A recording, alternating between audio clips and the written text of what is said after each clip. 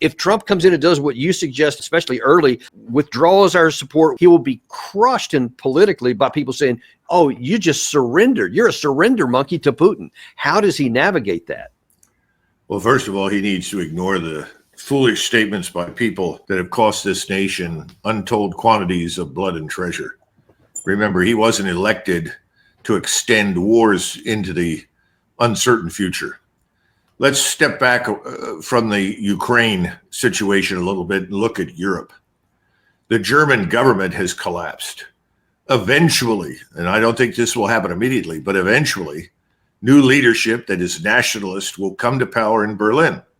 We've already listened to Alice Weidel, and she has made the case that neither NATO nor EU, for that matter, are necessarily in Germany's interests. She is correct. Germany is not some sort of serfdom or slave state to be moved about as we decide.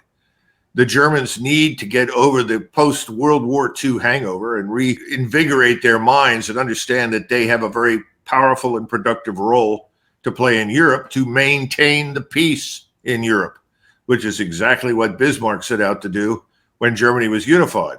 I think we're going to see more of that. That means the Germans are going to get out of this nonsense.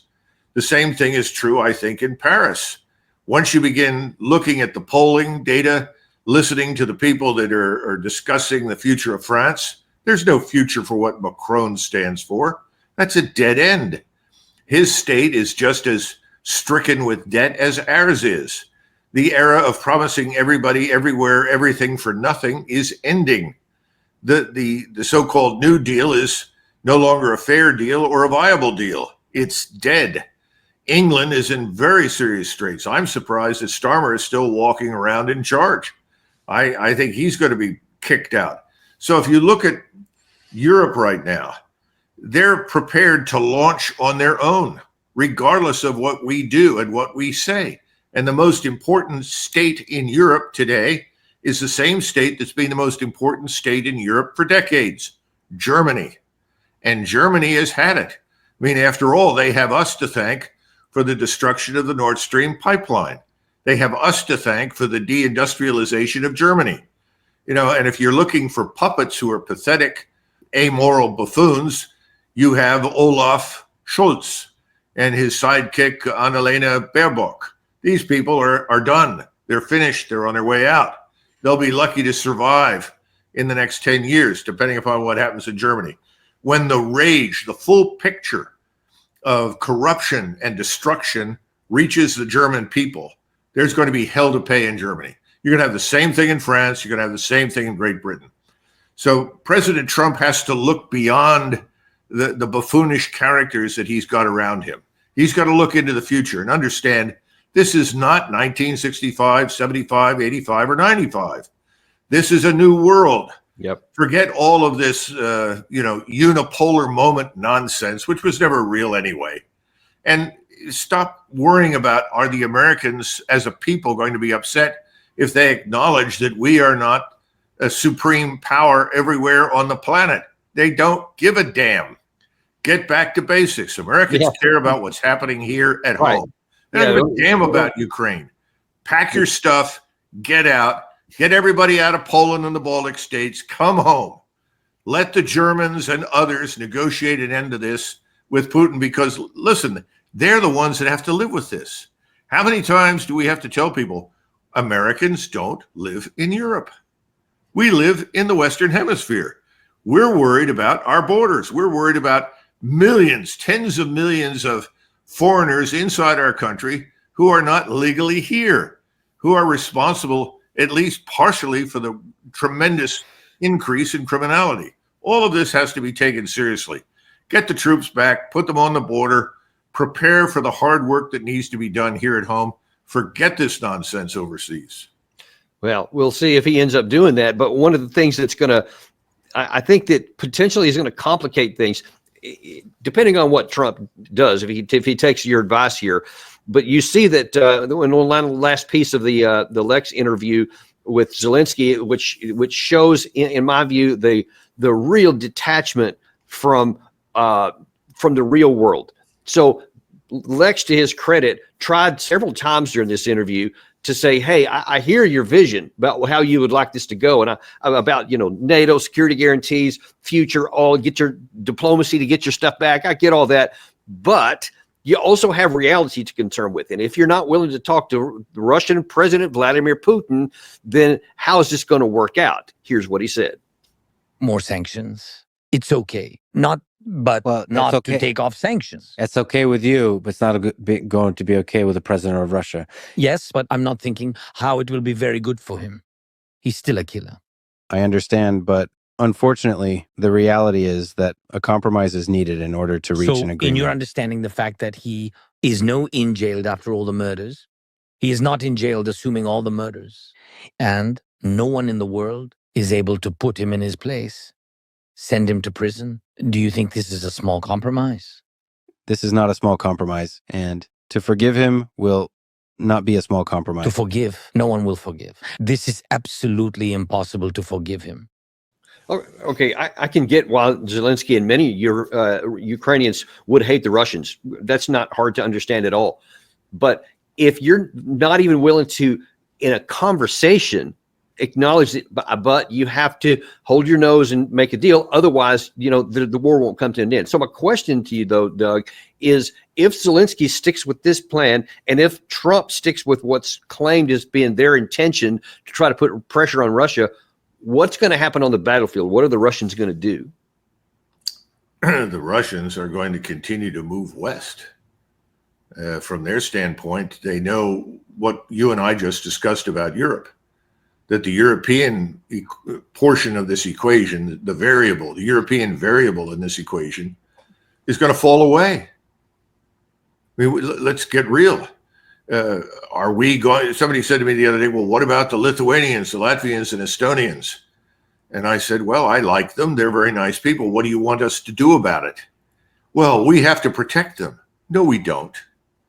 We need to protect Kansas, Missouri, Arkansas, Texas, New Mexico, Arizona, Oregon, Washington, Pennsylvania, New York. We're not in the business of protecting these other places. And if they're smart and they know how to do business, they know damn well they don't need to be protected from the Russians, because the Russians are not interested in invading them. This is all nonsense. Zelensky should be much more concerned about his future and the things that he has done, because once that word gets out, just as we saw recently, journalists in France and elsewhere have come forward and exposed this terrible lie about Bucha in Ukraine, the supposed atrocity committed by Russian troops. Never happened. Now they're trying to say, well, these were foreign mercenaries in the Ukrainian army that did this. I'm skeptical.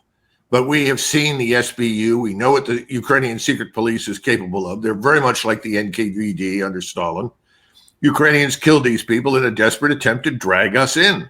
This is not the first time. It's another false flag to get the Americans upset, to capture time on television.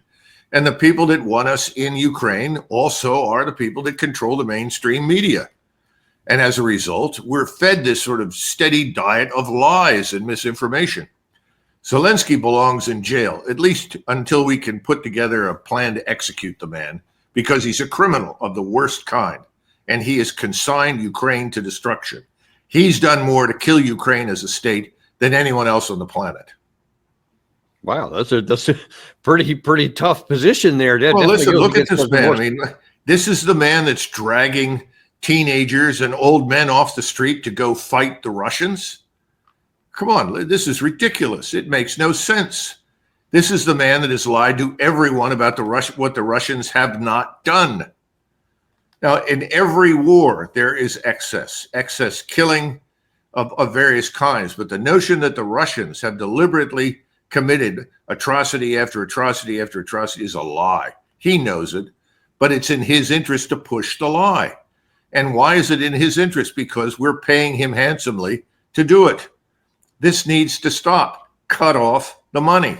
That's the message for President Trump. Cut off the money.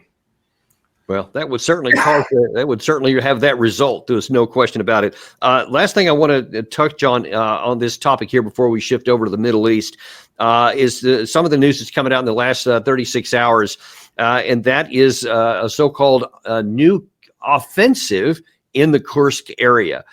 Institute for the Study of War, they posted this map earlier today, which shows that green circle in the upper right-hand corner. At least what's being reported is about a company-sized operation of 20 some odd tanks and armored personnel carriers that went into a certain area, actually a small village, went forward. All the media in the U.S. and actually the West is talking about this big new offensive, and it's causing all these problems. This morning, somebody you're going to love here, Ben Hodges, seems to think that this is actually something really good for the Ukraine side. This shows a real understanding of the operational level of warfare by the Ukrainian General Staff. By launching this attack, it continues to present dilemmas for the Russian General Staff. Do they have to pull resources now from another part of the war to address Kursk? Because obviously what they've done so far is not enough. And I've heard that Russian mill bloggers are complaining that Russia does not have adequate reserves in the region. This to me is astounding.